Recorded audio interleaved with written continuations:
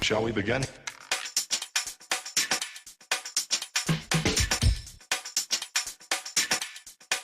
Let's begin now.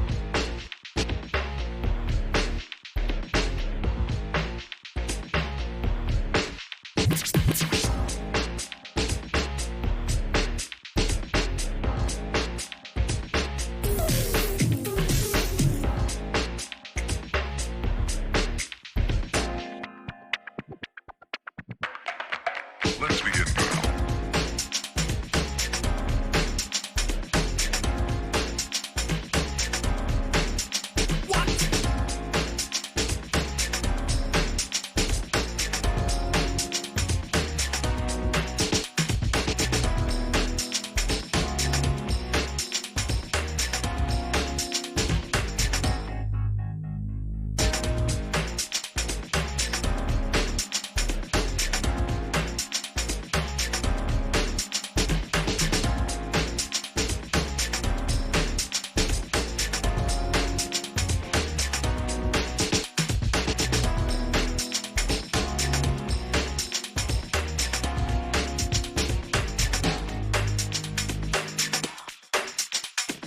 This is not a drill.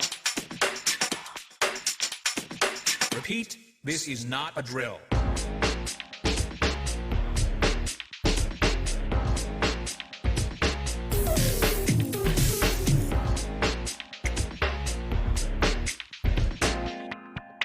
Is that all you got?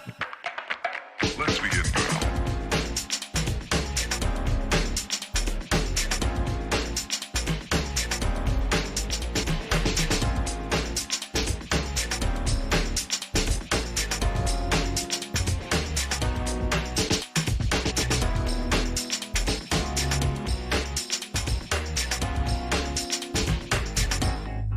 What up?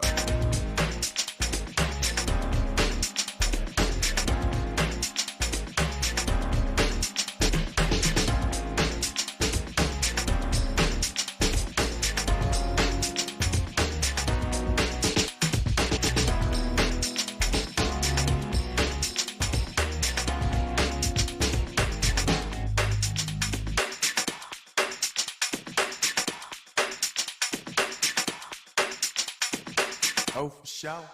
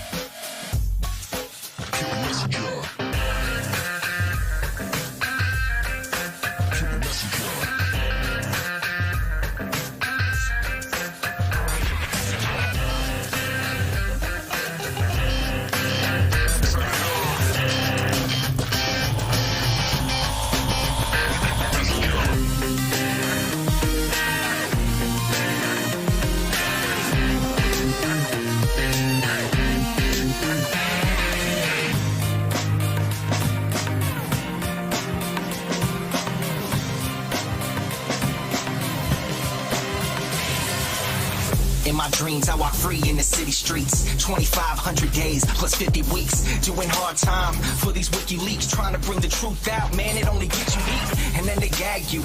You don't get to speak. And when you get the leak, they try to hit the leak. The masters of the masses, they want this shit to street. That's why my middle finger's up to these sick elites. Playing on the regular. You keep the messenger. Free speech is the freedom of press. Take your deepest, darkest secrets, never leave them unsaid. If I'm a thief, then I'm a thief for the people you dread. The people want the red, while the blue you keep them in bed. Seeking the sheep, keep them asleep, deceiving the weak. Keep seeking the leaks till you cease, and I see your defeat. Until I'm deceased underneath a freezer-red sheet. Become a dead man, then I hit the switch and release. We're going stacks. We're going stacks. We're going stacks. Is your credit up? You keep the messenger.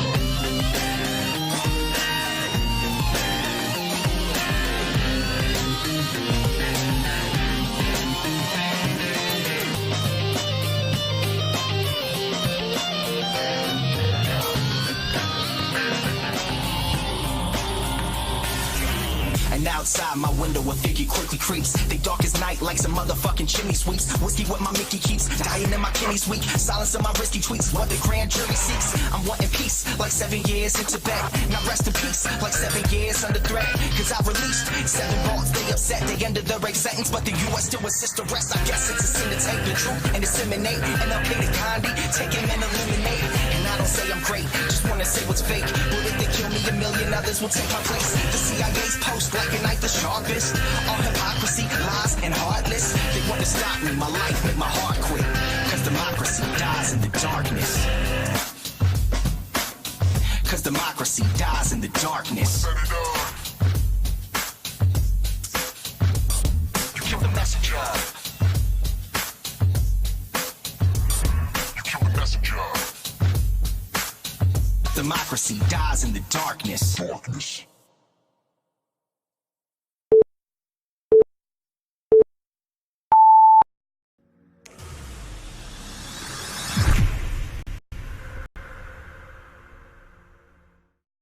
Hey everyone, Jamie Rowe, you win. Black. Although somebody I think did say purple. The inside's purple. Hi everyone, I'm back from London. I was there covering the Assange public meeting, which I streamed live on Sunday, I believe. Yes, Sunday. We're on Tuesday now, aren't we? I lose track of days. Yeah, Jamie, I don't know what you get. I don't know what you win for getting the colour of the shirt right. Respect. Although you had that before, mate. Yeah, don't shoot the messenger, says Liam Bobrick. Of course, that was James Gets It. Don't shoot the messenger. The SEVAUX remix. Get it on SoundCloud. Hurry up, Gordon, otherwise I'm going to have to take you in the bath with me, says St. Don. Okay, thanks very much. Okay, I'm going to take my time now. I see you, says, USA is not a democracy. We are a republic. Okay. Distinction without a difference, really, I see you. But, okay. If you want to argue about that, then carry on. Yeah, hi everyone. I just want to make a quick announcement to everybody, because Saturday just gone. Yeah, Saturday just gone, the 11th, was 1 month without any cigarettes. I want to give myself a pat on the back for that and tell everybody thanks very much for all your support and your words of encouragement. And also, now I'm back. I only got back from London late this afternoon, so I haven't had chance to catch up on a load of events that went on over the weekend. It really is interesting times we live in, I suppose you could say. The US is an oligarchy, not even a republic, says Rensten. That's really what I should have said, wasn't it, I see you? It's an oligarchy. It doesn't really matter whether it's a republic or a democracy. It's certainly not a democracy. It's an oligarchy. whatever it is, you haven't got a say in it. Whatever it is, your votes really don't matter. So, yeah, it's an oligarchy. There's lots and lots of videos. There's a couple of things I'm going to cover tonight, one of which is... I'm right again. I'm right again. I'm going to do a told you so dance later. I know I am. There is quite a few videos actually I need to do. There are lots. First of all, there's the Iran heightened tensions between Iran and America at the moment, the hegemony and the brinkmanship, I think you could call it, by America. And from what I can tell, Iran are showing extreme restraint at the moment, and they are trying to come up with all sorts of reasons to go to war with Iran at the moment, and there are all sorts of actors involved, and Saudi Arabia are at the moment accusing Iran or Iranian proxies of bombing their ships, and this is all because of the sanctions and this deal of the century that Trump and Netanyahu have basically... They've given Iran an offer that they can't refuse, basically. They're running around the world acting like mafia bosses, quite simply. It's an offer he can't refuse. Otherwise, yeah, the missiles get launched. Obviously, I've got to cover that. I've got to cover that in the morning, probably. All of these videos I'm probably going to record tomorrow. I've got to bang them out because Amazon have also got a government contract. Get this, Amazon have got a government contract to store our biometric data. What could possibly go wrong? You know, what could possibly go wrong? And then there's more shit that the government are doing. The Department of Work and Pensions have hid the benefits death counts. This is another underreported story in the week. There's also a report. I mean, I couldn't believe it when I saw it, but there is a food bank opened up in Westminster. Westminster have opened up a food bank for the cleaners who work at Westminster, or Whitehall rather, not Westminster, Whitehall. They've opened up a food bank at Whitehall for the cleaners, because the cleaners haven't been paid because they work for some agency, because obviously they're not, you know, full-time employed by Whitehall. Yeah, so there you go. I've got to tie in that. Then there's the Intercept stuff. I've got to get round to it. I will get around to it for everybody who keeps emailing me about it. I have to get round to that. It's a really important story, especially if you look at what's going on at the moment and with the Snowden files, etc. There's another video I've got to do about the royal prerogative, which is extremely important that I do right now. And then there is about 4 videos that I'm going to do tomorrow on Tulsi Gabbard, because she was on Joe Rogan last night and I watched it in London this morning before I left to come back home, and she was amazing. She was amazing.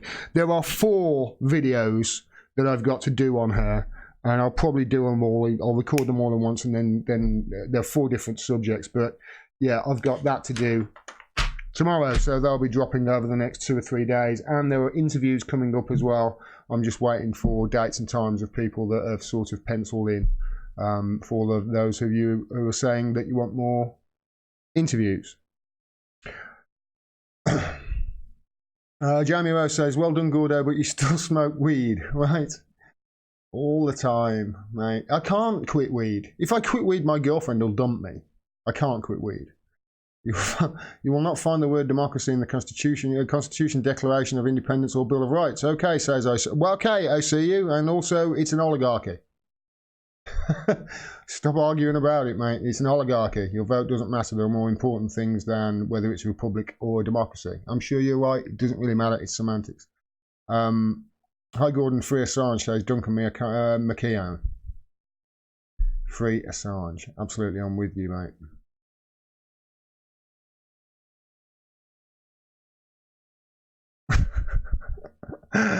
Chris Foster, that's a stretch, mate. That's a stretch. That really is a stretch. Robin Cass, thank you. Thank you very much for the words of encouragement. Yeah, what a verdict on British society when your own government has a whip round for its office cleaners. Ugh, I didn't actually read that far into it, Duncan. But from what I could tell, I mean, my first comment was, couldn't they have a whip round? Couldn't the MPs have a whip round for them first? But, you know, food bank, opening up a food bank. It was Labour though, so maybe they did it as a publicity stunt. I've got to look into it. It was Jimmy Carter who said the USA is an oligarchy, says winning the shoe. It's also a study done at, I think it was Princeton. Although don't quote me on that.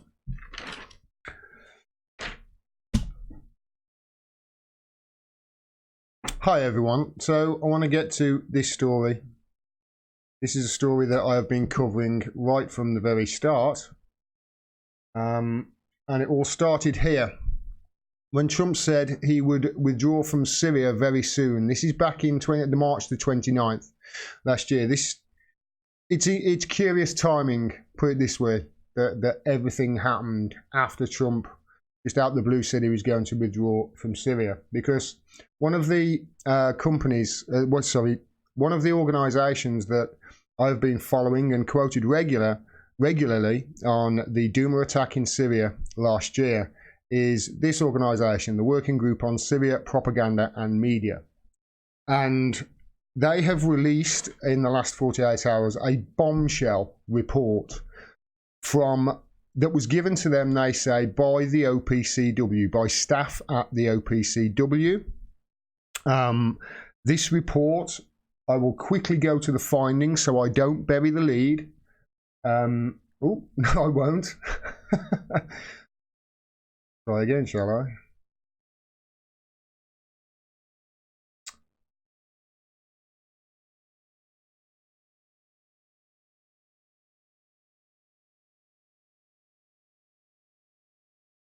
So, right, sorry about that, technical difficulties. I'll quickly go to the report. This is the OPCW report that they have published. It's signed by a guy, Ian Henderson, is the main guy who did the report. And this is the last couple of chapters of it. It says, now remember, this is the Douma attack in Syria that allegedly was chlorine gas, according to the OPCW's report that they filed in October. They said they found chlorine there. It says this, assessment. Number 32, at this stage, the fact-finding mission engineering sub-team cannot be certain that the cylinders at either location arrived there as a result of being dropped from an aircraft. This is what Theresa May said. This is what Trump said. This is what all the intelligence put forward. This is what the NGOs and the open sources that Theresa May said. This is what they said happened. The dimensions, characteristics and appearance of the cylinders and the surrounding scene of the incidents were inconsistent with what would have been expected in the case of either cylinder having been delivered from an aircraft. In such case, the alternative hypothesis produced the only plausible explanation for observation at the scene. The alternative hypothesis was somebody put them there. I'll go into this in depth, like I say. In summary, observations at the scene of the two locations, together with a subsequent analysis, suggest that there is a higher probability that both cylinders were manually placed at those two locations rather than being delivered from an aircraft. Okay, so we're going to go and try and go back to the beginning and just, give you some sort of timeline as to what's happened here so we can, find out exactly where we are and how we got here. Because this is a mess for the government. There is no two ways about it. This is a mess because they're not going to be able to keep a lid on this, and they are silent on it at the moment. I'll go into it in depth at the moment. But here it is. Started in March the 29th, 2018, Trump says US will withdraw from Syria very soon. And then, a month later, there was the Douma chemical attack on the 7th of April 2018. This made no sense.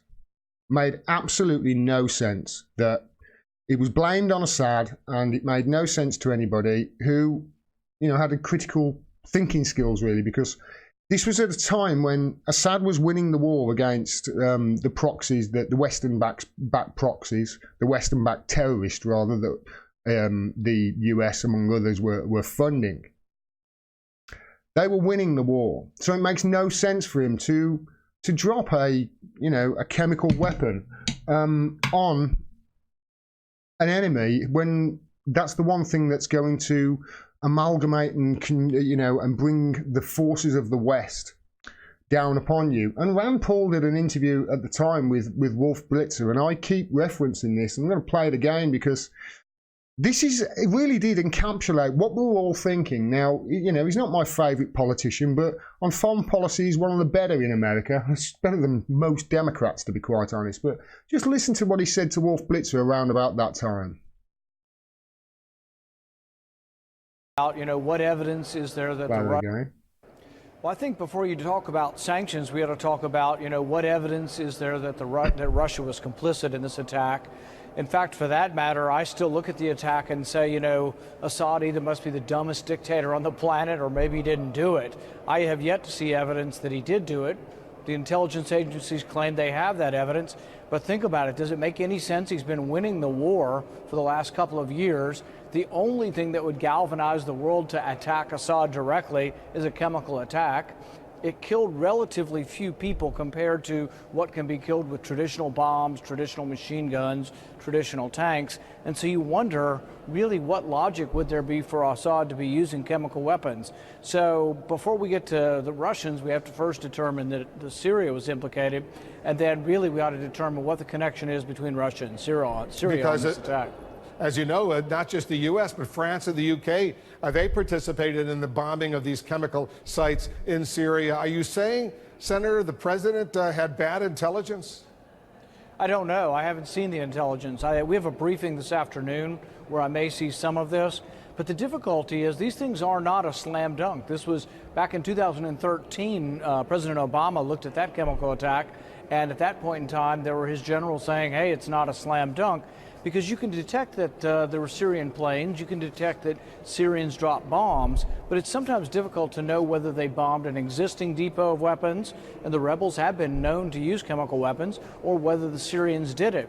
If the Syrians did it gets back to the question, Assad must be the dumbest dictator on the planet to use chemical weapons when he knows from previous evidence it's the only thing that gets the world galvanized to attack him. That's common sense thinking at the time. Now, it comes from a Republican in America, but it's common sense thinking, and it's what we were all thinking at the time. This makes no sense whatsoever. The people were making memes about Sun Tzu, just when your enemy is about to be defeated. Do something that'll bring the wrath of powers much larger than yours down upon you. It made no sense whatsoever. And then there was Theresa May's rush to judgment, because on Saturday the 7th of April. And then there was Theresa May's rush to judgment on this. I mean, that Rand Paul interview was just after the bombings, but this was just before the bombings. And this was Theresa May and what she said and her rush to judgment and what she said her intelligence was based upon was the pretext to go on and bomb Syria. And remember, that bombing of Syria, polls at the time were polling somewhere around 20 to 26% approval for that bombing of Syria. The people of the United Kingdom did not want that to go ahead. Jeremy Corbyn even called for restraint, and he was painted as a communist and a commie spy and, red baited because of it, just because he wanted to find out the facts beforehand. This is what Theresa May said at the time. On Saturday the 7th of April, up to 75 people, including young children, were killed in a horrific attack in Douma, with as many as 500 further casualties. All indications are that this was a chemical weapons attack. UK medical and scientific experts have analysed open source reports. Open source reports, remember that. Images and video footage from the incident, and concluded that the victims were exposed to a toxic chemical. This is corroborated by first-hand accounts from NGOs and aid workers. And when she says NGOs there, she means Are you happy to be here? She means non-governmental organisations. Now, there was a big rush to judgment there, and it was before any of the facts came in. And when the facts started coming out, we started seeing, right, okay, this makes no sense at all. First of all, there was the infamous white helmets video, the video that was filmed by the white helmets. Now, I've gone on in further videos. When I drop this as a video on its own, I'll leave a link to them up there in a playlist. This is a video that has been largely discredited. I think everybody now who knows of its existence and knows the facts around it pretty much say that, okay, that is a staged event. There's no doubt about it. They were staged up, especially if you look at the reports from journalists who got there on the scene first, people like Robert Fisk, award-winning journalist Robert Fisk, who said that the children in that video were actually suffering from hypoxia. And this was all of the witnesses at the time and people who were in that video and doctors, etc., were saying, no, it was dust inhalation. The white helmets came in, started throwing water upon them and basically shouted gas attack, and everybody panicked. And they filmed it and then went off. Now, as soon as we knew it was the white helmets, there was a big question mark over it, because this is an organisation that has been in. There are serious questions as to its funding and how it was started and why it was started and whose side they're on in Syria. Now, whether it started out as an organisation with good at the heart of it, there's certainly massive questions over that now. So that footage could largely be discredited. The one thing that really couldn't was the OPCW report. Now, although the OPCW report didn't necessarily blame Assad, although technically they could, they decided not to. The evidence that came out, it was pretty much the narrative, the official narrative was, yeah, it's still Assad that did it, even though there were massive questions, of which I'll go on to talk about. There were other reports from reporters at the time. Pearson Sharp of One American News, he covered it on the ground as well. There was compelling evidence that this attack was or certainly the footage around it was fabricated. There was compelling evidence, and especially if you couple that with Riyam Dalati, the BBC Syria, I think he's producer, although don't quote me on that, who made a tweet a couple of months ago that said that he can prove that the Douma footage was staged in that video, that a chemical attack did happen, but everything else around it was theatre. So that's as far as we got. Now, the other analysis of the open sources came from this company. Let me just show them quickly. Bellingcat. Now, I've talked about them a few times. They are extremely dodgy, especially when you look at where they get their funding from and where they get their marching orders from, and especially that guy over there, Elliot Higgins. If I could reach and my hand didn't disappear, I'd probably give him a slap on the screen. The guy is an absolute, he's vile. He really is. He's navel lint.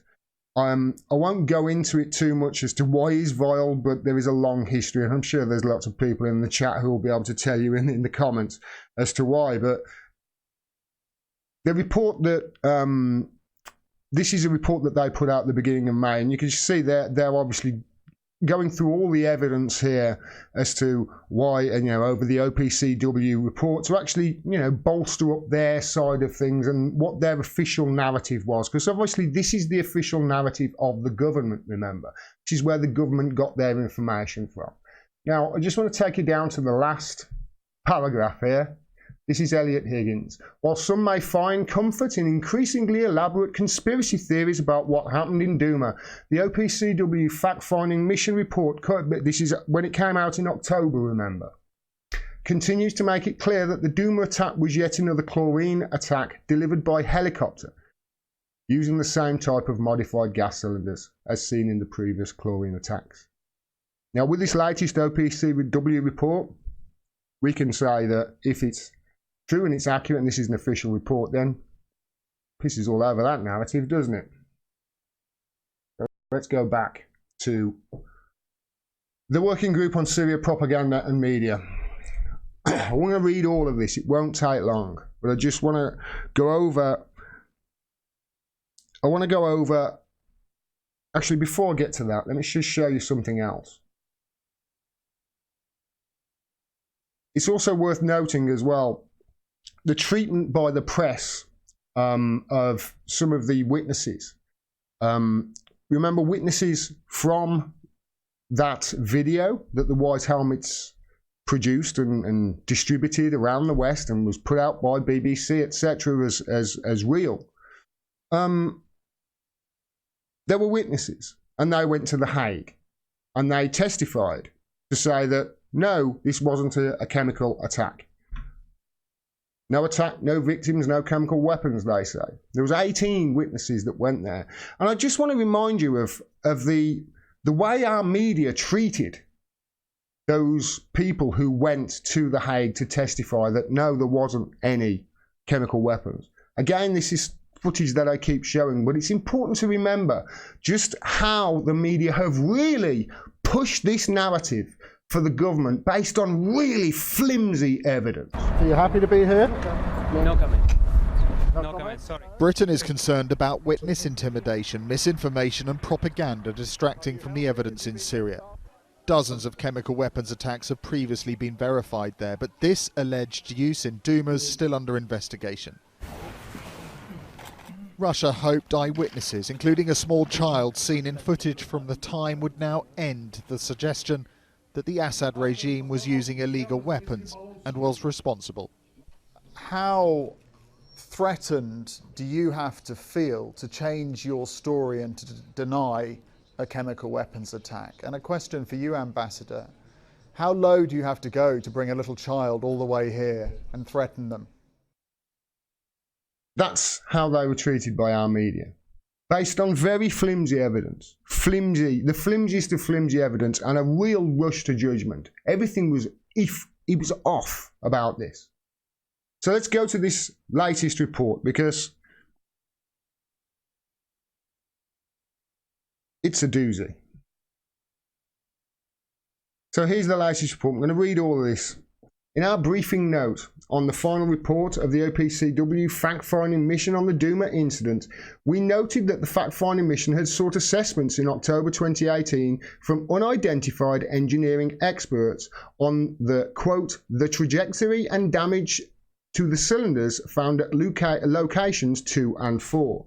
The final report provided no explanation for why the fact-finding mission had not sought engineering assessments in April 2018 when the experts could have inspected the sites with cylinders in position, rather than 6 months later when inspection of the sites with cylinders in position was no longer possible and the assessments had to rely on images and measurements obtained by others. We raised this as an obvious anomaly.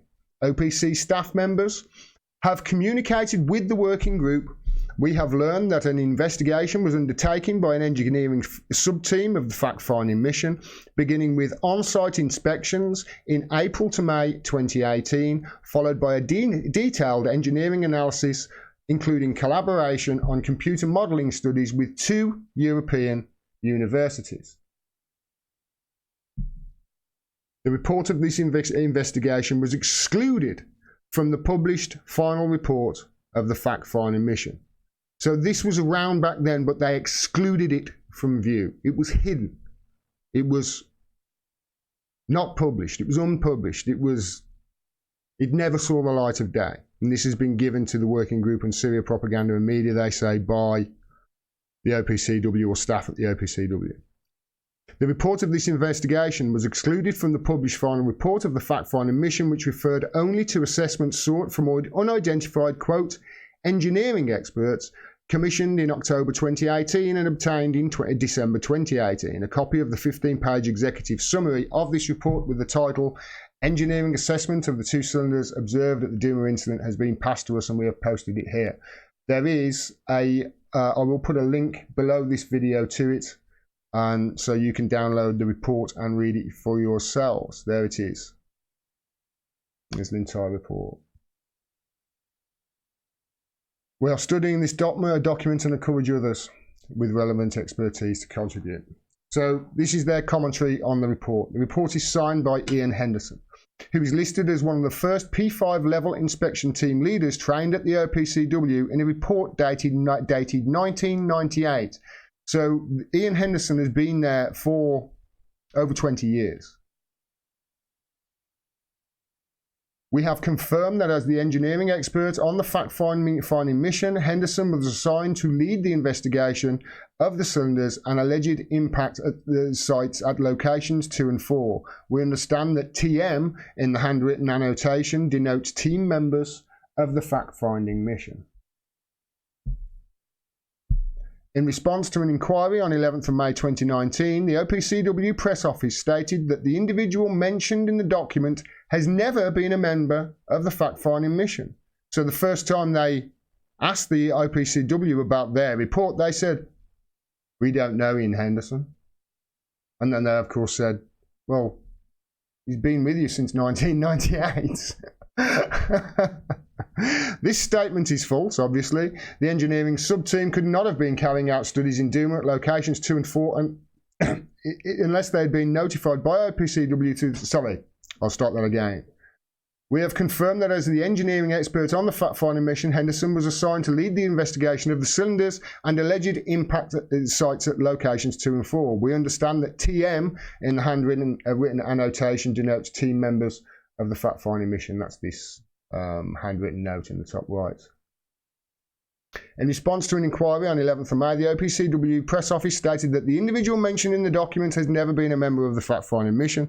This statement is false. We just covered that. The engineering sub-team could not have been carrying out studies at Douma at locations 2 and 4 unless they had been notified by OPCW to the Syrian National Authority, the body that oversees compliance with the Chemical Weapons Convention, as fact-finding mission inspectors. It is unlikely that Henderson arrived on a tourist visa, especially to Syria around that time. The OPCW press office also attempted to suggest that the report of the engineering sub-team was not part of the fact-finding mission's investigation.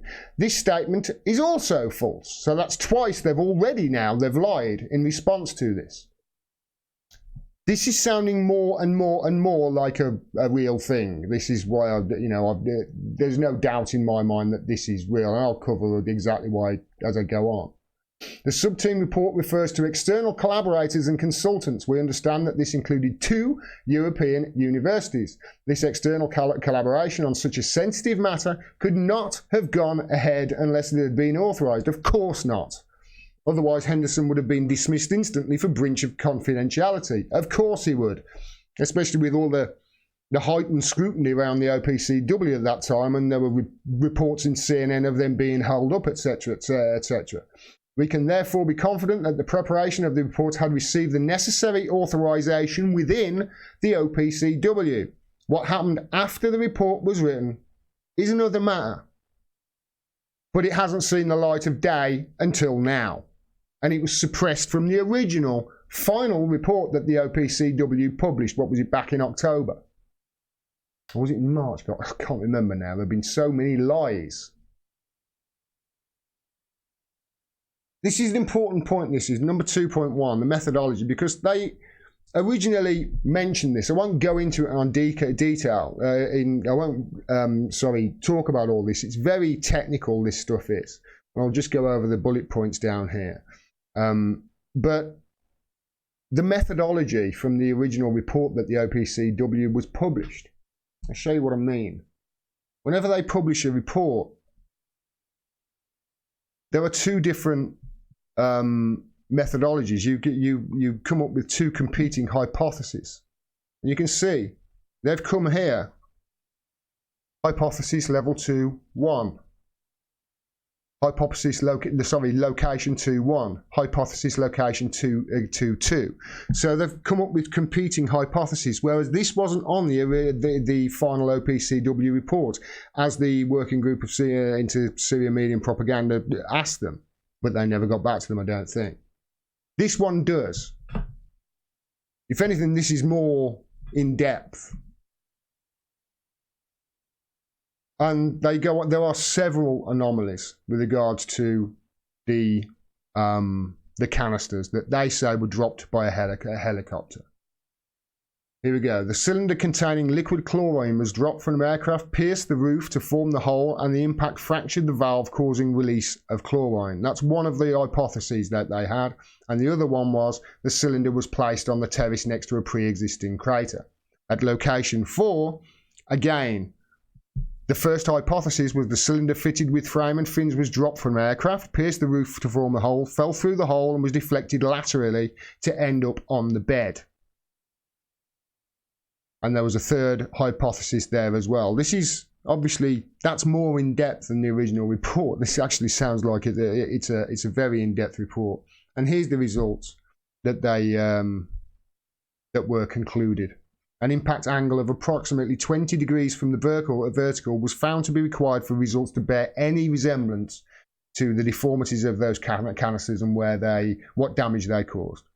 A concrete slab could not have stopped a cylinder falling at such an angle from a height of at least 500 meters.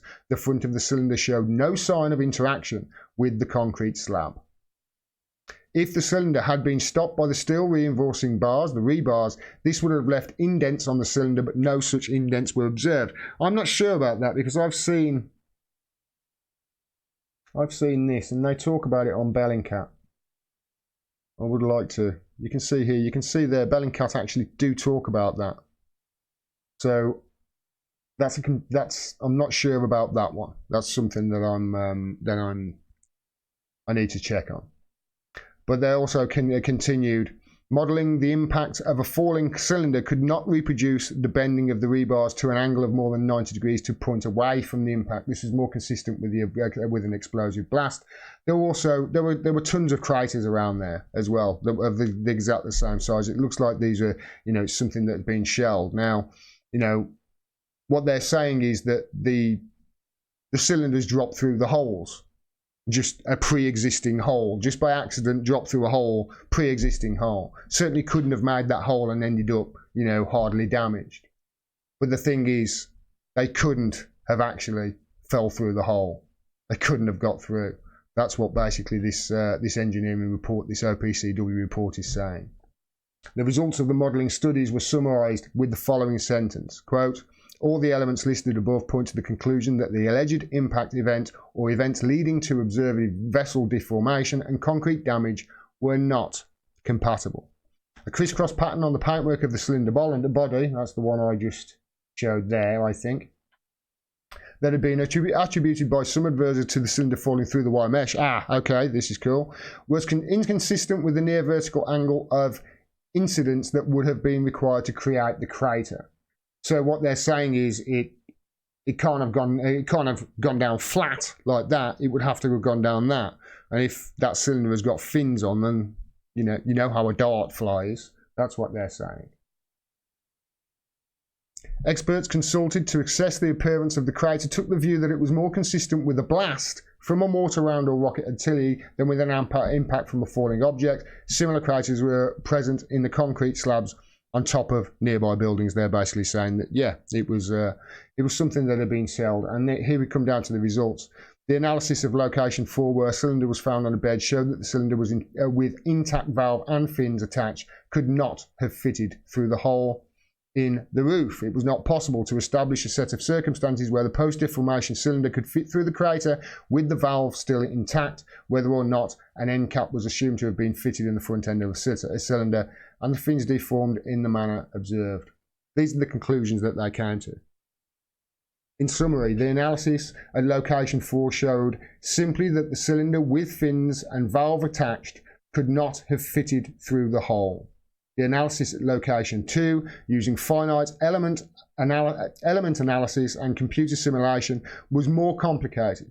This showed that the concrete slab could not have stopped the cylinder, that if the cylinder had been stopped by the rebars, there would have been indents on the cylinder, and that an impact could not have bent the rebars through more than 90 degrees to point away from the impact location. We note that several of the anomalies reported by the engineering assessment have been identified independently from open source images by members of the working group. These include the inability to fit the cylinder through the hole at location 4, the presence of similar craters on nearby buildings at location 2, and the incompatibility of the crisscross pattern on the paintwork of the cylinder when falling through the wire mesh. The results from both locations are summarised in paragraph 32. Again, they're quoting from the report itself. The dimensions, characteristics and appearance of the cylinders and the surrounding scene of the incidents were inconsistent to what would have been expected in the case of either cylinder being delivered from an aircraft. In each case, the alternative hypothesis produced the only plausible explanation. For observations at the scene, and the alternative hypothesis was they were placed there. These are the implications that the group came to. This is really serious. This has to be addressed. This cannot be swept under the rug. We cannot let them sweep this under the rug. This has to be addressed. And the fact that they haven't come out and screamed and shouted and said that this is false yet tells you that things are going on beyond the screen. I'll get to that in a minute. The conclusion of the engineered assessment is unequivocal. The alternative hypothesis that the cylinders were manually placed in position is, quote, the only plausible explanation for observations at the scene. That's beyond doubt. The only plausible explanation. In our last briefing note, listed 2 other key findings. It is no longer seriously disputed that the hospital scene was staged. There are multiple eyewitness reports supported by video evidence. I've covered a lot of the evidence that says this was a staged scene at that hospital, at the Douma hospital. Honestly nobody, I believe, who has seen all the evidence can take that video with any credibility at all. And the fact that the government still are is honestly laughable. It also says the case fatality rate of 100% with no attempt by the victims to escape is unlike any recorded chlorine attack. This is the other thing as well. 35 people died. Well, I think they kept saying 70, but it's 35 people. There were no survivors. They said that those people in the video were survivors, but that wasn't, as we've seen, that wasn't from a chlorine attack. It was from dust, it was from hypoxia. But a 100% mortality rate, no signs of people running away. I've seen the pictures. I looked at them, so you didn't have to. They're horrible.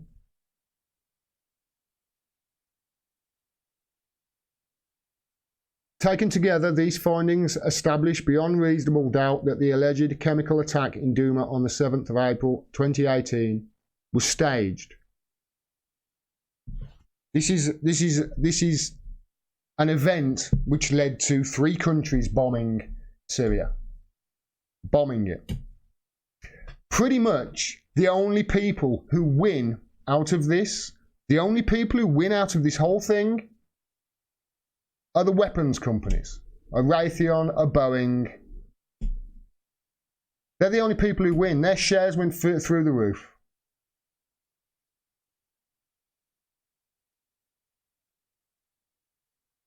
They go on to say, Working Group of Syrian Propaganda and Media, they go on to say this. This raises the question of where and how did the 35 victims seen in the images recorded at location 2 die. There's 35 at location 2, so that means they must have said there were 40 or around about 40 at location 4. The images show signs of acute inhalation injury with blood and mucus flowing from the nose and mouth of most victims, even though faces had apparently been washed to remove most of the mucus. Yellow staining of the skin remained. I won't read the rest of that. I will lead a link below. What they're saying is there were 2 other incidents that happened, and there's a hypothesis that these people were taken there from another area where they were gassed intentionally. which makes no sense if Assad did it, because if Assad did it and they moved them there, why didn't they just film it at the other location? Why fabricate it?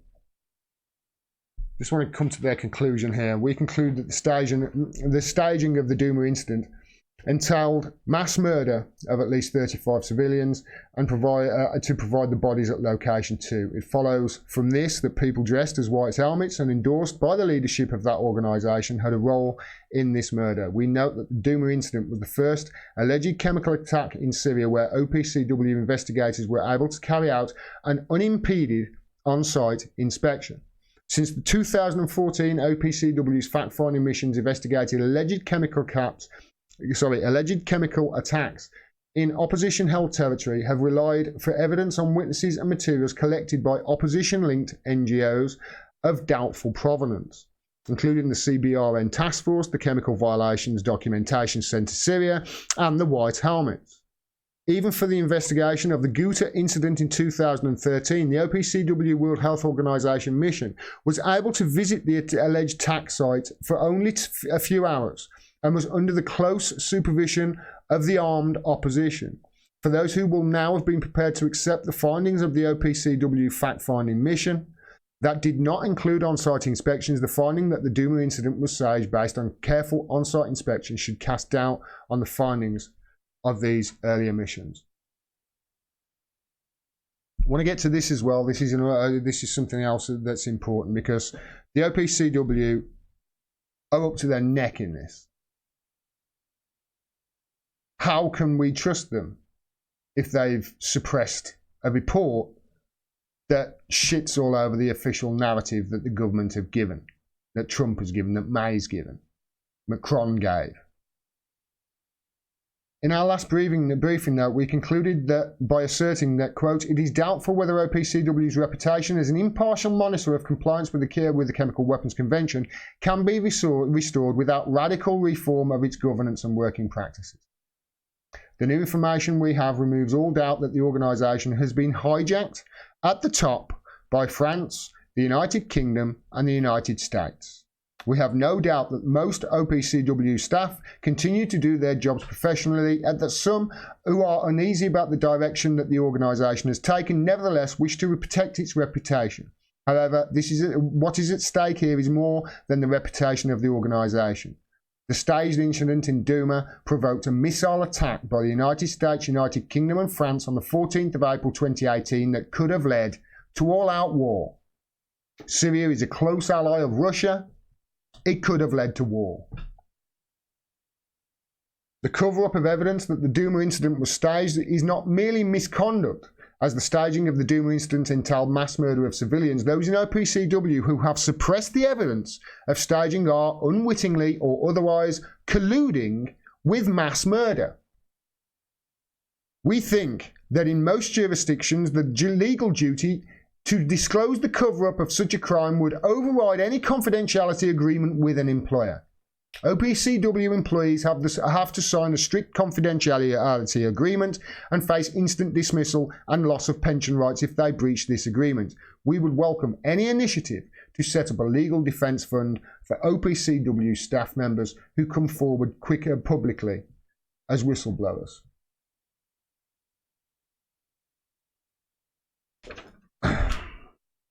So, the OPCW looks like they've lied about this report twice, trying to, cast doubt upon it. No doubt that they will now smear this Ian Henderson chap. Sorry about that, Ian. Looks like your life's going to get a little bit busier because, yeah, they're probably going to smear you rather than actually say that this report is legitimate.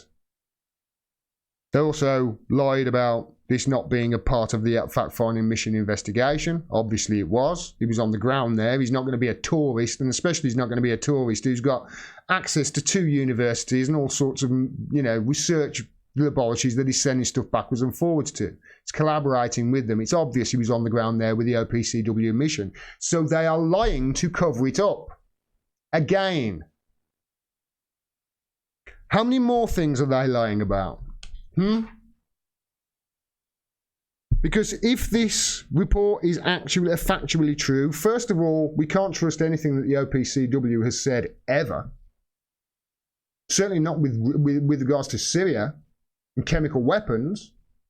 They're meant to be the people that we go to for the truth. And now we find out that they've been hijacked too. Allegedly.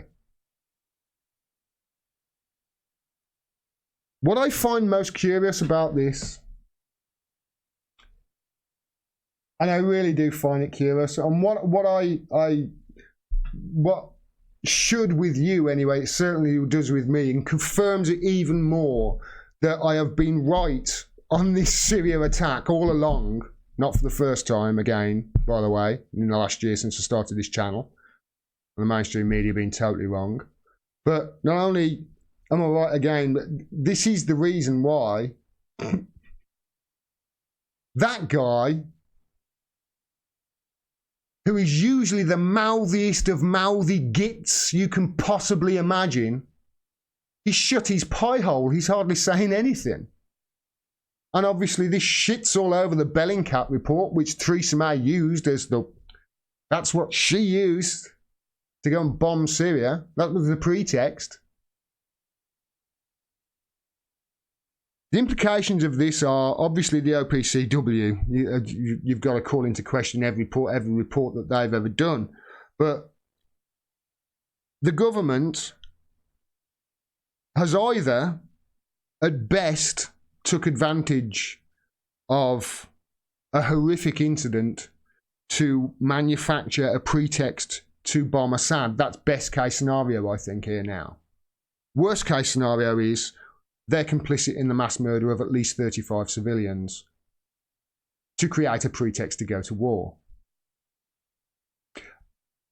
I would also like to point out that the media, the mainstream media, have been complicit in it all. Despite the fact that we have been screaming in independent media, it's totally dodgy. This is dodgy. Look into it. Look into Bellingcat, these NGOs. They will not listen. They are stenographers to power. They are their public relations. No doubt they'll get ahead of this in the next day or two and they'll all get on the same page and they'll do their damage limitation like they always do. But this is bullshit. It's pretty obvious here. This is bullshit. Unless by some aberration, this whole report is false. And I can't see that happening. I really can't. Especially with regards to their silence, like I said. And his silence. Because if this report wasn't factual, if this report wasn't from Ian Henderson, and if this report wasn't from the OPCW, and if they didn't suppress it, like looks like they have, that guy would be jumping up and down, dancing, going, ha ha ha ha ha ha, caught you, because he's a mouthy bastard and he can't keep his mouth shut. This guy who's funded by the government, by the way, he says he's not, but he is, indirectly through the Atlantic Council.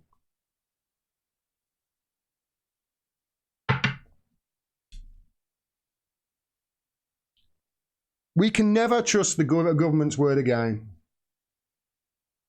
Not that we could before, but especially with regards to any pretext to go to war. We can't. We need hard evidence. We can't trust it again. They're lying to us, pretty obviously here. They're lying to us.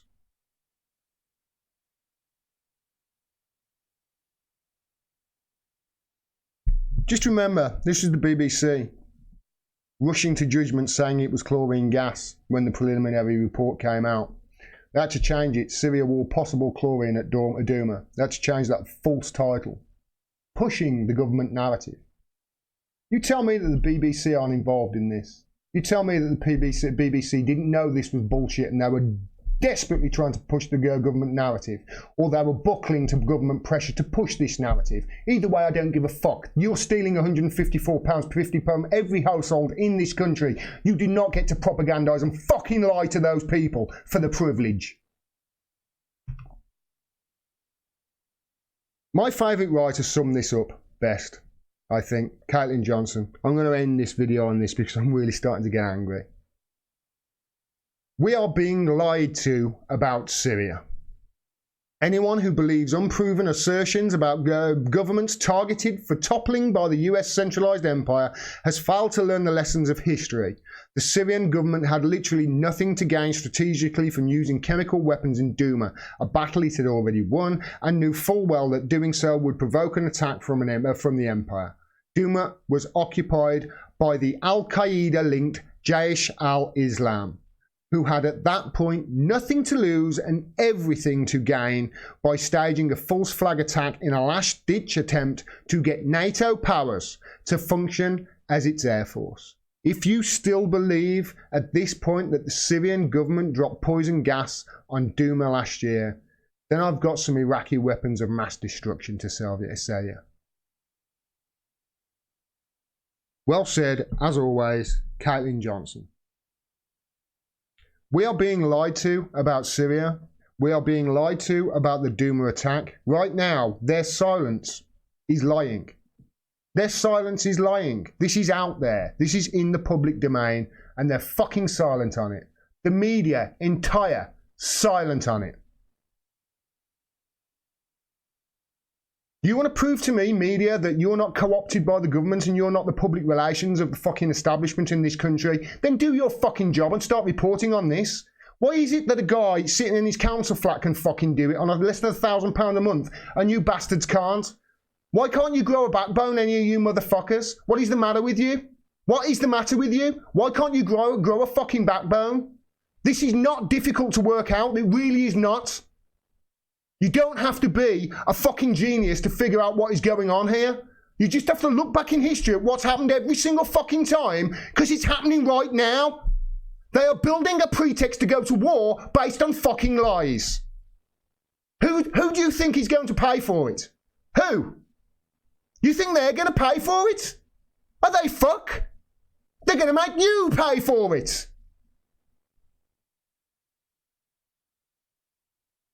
Right now, they're off the coast of Iran, right now, blocking tankers, blocking oil exports by Iran. Exactly the same thing that fucking Churchill did them in 1953 that started this fucking mess in the first place. Right now in Iran, they're doing it. What false flag is going to fucking happen over there to start World War III, eh? What lies are we going to be told about that? Is this why you're rushing now? Because all this fucking information is coming out and you don't want it to reach the public before you get to drop the bombs? Because your fucking Ponzi scheme that is Wall Street will lose some money? What is the fucking matter with you? None of you have got a backbone in your body. None of you reporters out there. There are probably 2, maybe 3 mainstream reporters who have covered this well. There's one lady in the garden, I cannot remember her name, I'm sorry, and Peter Higgins and one other. And that's it, mainstream-wise, that's it. Their silence is deafening. The Fourth Estate is dead. Support independent media.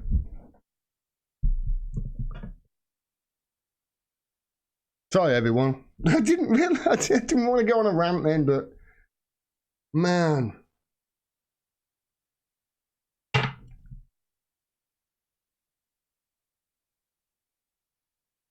Excuse me, just by 1 second.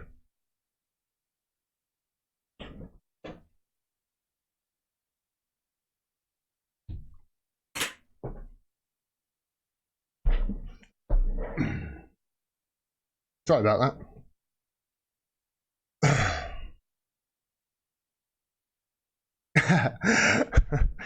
Right. Let's get back to my train of thought. Where am I? We are. So, I want to say a big thanks while I'm here. I want to say thank you to everybody who donated over the weekend in the last week through my website. The links to my website are down there. And paid for the funding to get down to London and cover a few bits and pieces down there. I covered the Assange, the meeting for Julian Assange, the public meeting for Julian Assange that was hosted by the Socialist Equality Party. Thanks to Chris Marsden, wonderful guy. That's on the channel. Go and check it out. There's some great speakers. I'm going to be talking about that and maybe trying to get an interview with a couple of the people who were there because they were fantastic. It was a good meeting. Now, obviously, there's another hearing for Julian Assange coming up at the end of the month. I'll go on to that in a minute. But first of all, I want to just go through this. This is something that Somerset Bean tweeted out earlier. Thanks very much, man. He does all the graphics for, all the free graphics for WikiLeaks. He does a lot of the WikiLeaks art.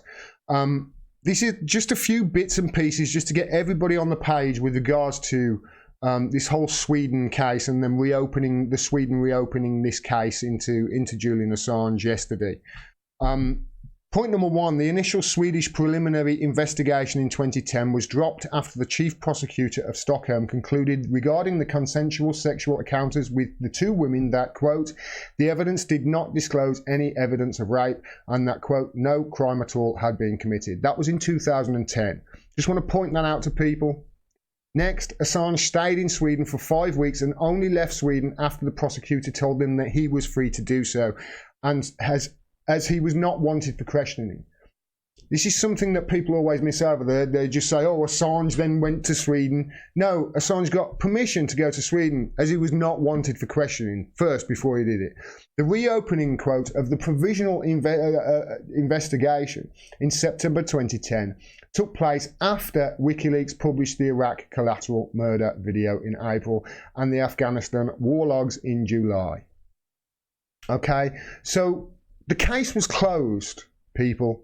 This Sweden case with Julian Assange, it was closed and then it was reopened.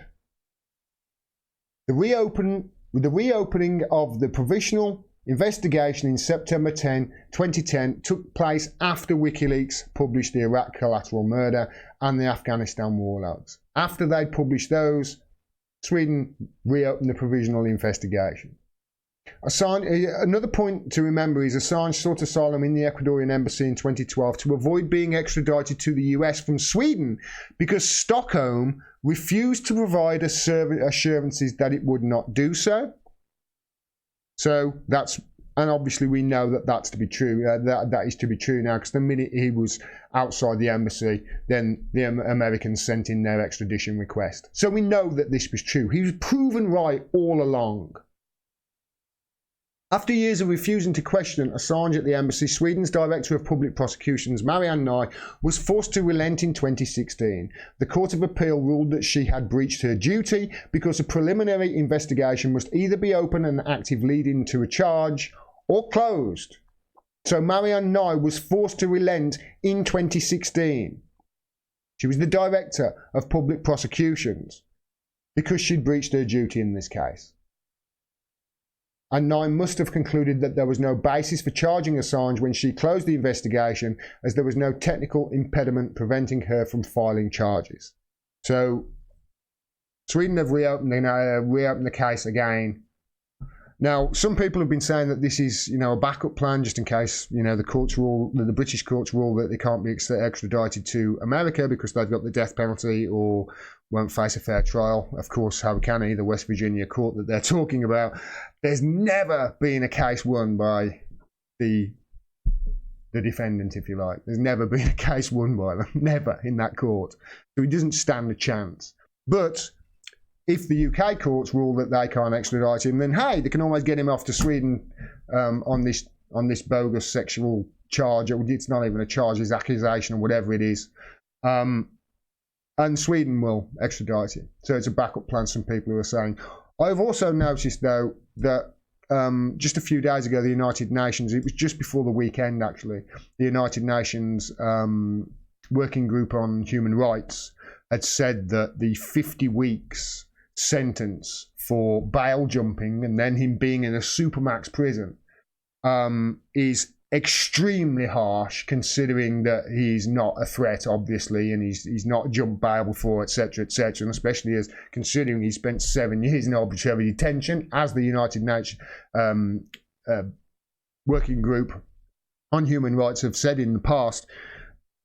This is obviously cruel and unusual punishment that they've been given here. What chance has he got of a fair trial? But they did say that this is extremely hard, especially considering the original case was dropped, and they only said that just at the end of last week. I remember seeing an interview with the guy who said it, and then then on Monday, Sweden opened the case again. It's obvious what's going on here, isn't it? This is the next meeting. The extradition, the second hearing at the moment is pending for the 30th of May from 9 o'clock. I will be down there. I will be covering it live as well. I'll be live streaming throughout the day with live reports. I'll be interviewing the supporters down there. I'll also be sticking a camera in the face of the media and saying, where the fuck are you and what are you doing? I really am. I'm going to get in them. I'm going to try and interview some of the interviewers. I'm going to try and report with some of the faces behind the camera.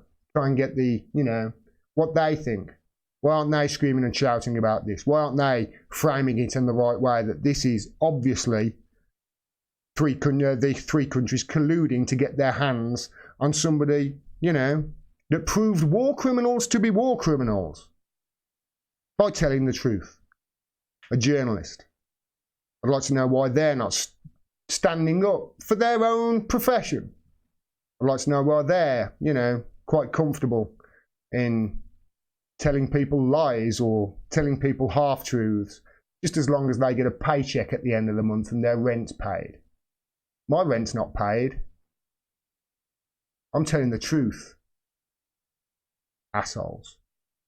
So yeah, I'll be down there on the 30th. There's another extradition hearing that's pending for about 2 weeks later, and I'll be down there then, whenever that may be. Yeah. Update on that. Two's Time says, what is your view on Craig Money's blog today? I haven't seen it. Like I say, I've been travelling most of the day, mate.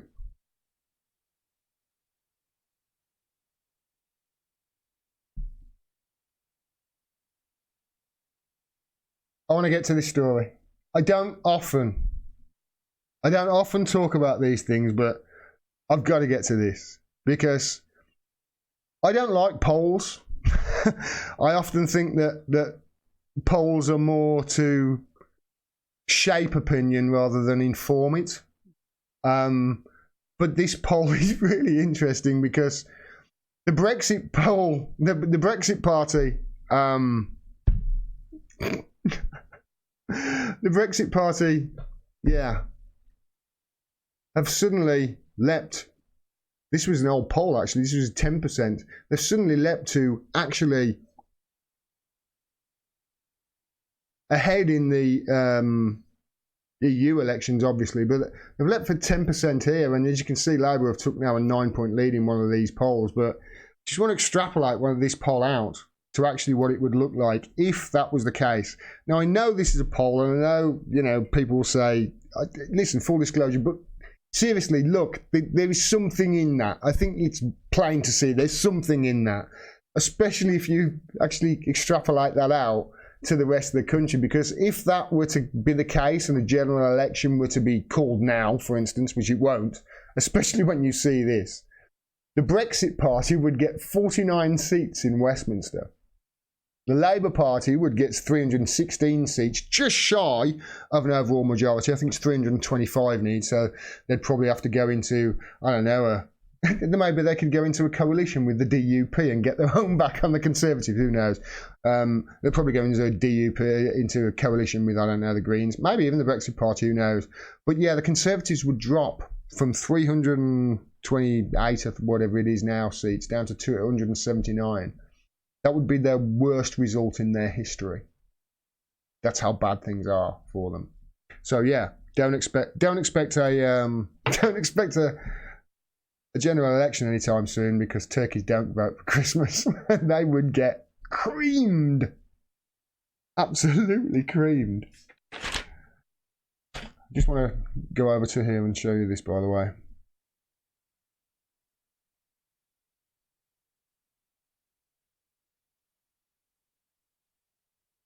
Because oh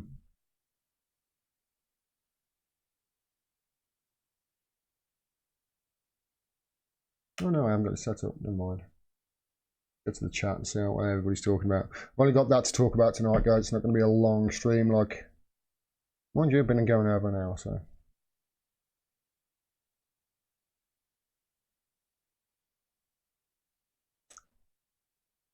Is it because the popularity of the Me Too movement in recent years that the wankers are trying to get Assange on this, says Jamie? Well, they're just trying to get their hands on anything, and obviously, you know, the Me Too movement, it angers people, as it should. And people who don't know the situation with Assange would obviously be extremely pissed off with him if that's if they think the allegations are true, but they're not. I mean, I just urge people to tell people, to talk to people, and to talk to people. I just urge people to talk to their work colleagues, their friends, their family, their neighbours, their shopkeepers, their whatever. Just talk to people. Talk to them about Julian Assange. Tell them why this isn't so important. Explain to them this is free speech and freedom of speech and freedom of the press and holding power accountable. And if we lose. First they came for the journalists. We don't know what happened after that. That is the case. And if you look at just look at the amount of revelations that WikiLeaks have shown us in the last 13 years, we wouldn't know about Hillary Clinton rigging the primary against Bernie Sanders. We wouldn't know of them killing those Reuters journalists, of the Americans killing the Reuters journalists and locking and covering it up. We wouldn't know any of it. Yeah, we wouldn't have the Podesta stuff. There were governments that would still be in place right now in Africa. The regimes fell in Africa as a result of WikiLeaks revelations. And they've published them in multiple countries all around the world, despite when people say, I think it's something like 800,000 documents on Russia. If you know the facts, it's obvious. You come out on his side, and once you speak to people and you explain to them just why it's so important, they're like, well, we need to do something.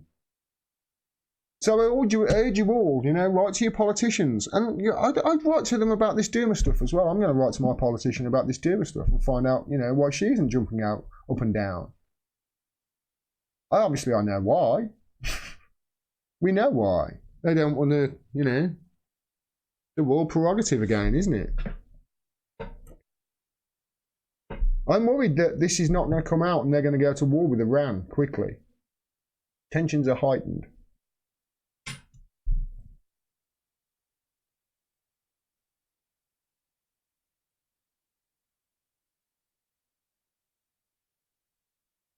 I think Tony would look good in orange, says Duncan McCown. Yeah, I'm assuming you mean Tony Blair. Yeah. I think he should too. Right, I'm just getting down to the bottom. Right, everyone. Yeah. I'm back. Videos tomorrow and hopefully interviews over the next few days as well. And yeah, there's going to be lots of things happening. Thanks very much, as always, for tuning in. Thanks very much for all your support. She knows every time, doesn't she? Every time I'm saying goodbye, she knows. Every time I'm saying goodbye to you guys, she knows, don't you? Hey? You poor. See you later, everybody. Take care. This dog needs to go for a wee by the look of it. Yeah, take care, everyone. And I'll see you again tomorrow. Peace.